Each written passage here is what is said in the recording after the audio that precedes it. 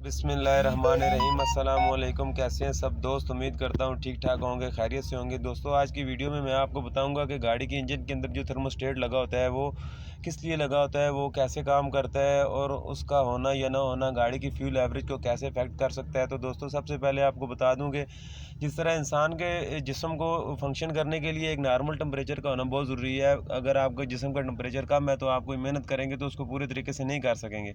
इसी तरह इंजन का जो गाड़ी का इंजन है ये भी इसी तरह ऑपरेट करता है। इसको सही फुली फंक्शन करने के लिए जहाँ पे इसकी फ्यूल एवरेज भी अच्छी होगी और पिक भी अच्छी होगी, एक नॉर्मल टेम्परेचर की ज़रूरत होती है जो लगभग 97 से लेकर 100 डिग्री तक हर गाड़ी का डिफरेंट होता है।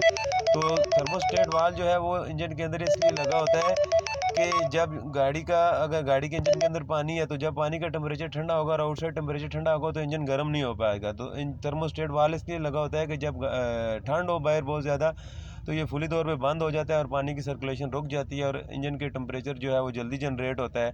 और जब गाड़ी के इंजन का टेम्परेचर 88 से नीचे आ जाता है तो ये बंद हो जाता है ताकि प्रेशर क्रिएट होना शुरू हो जाए।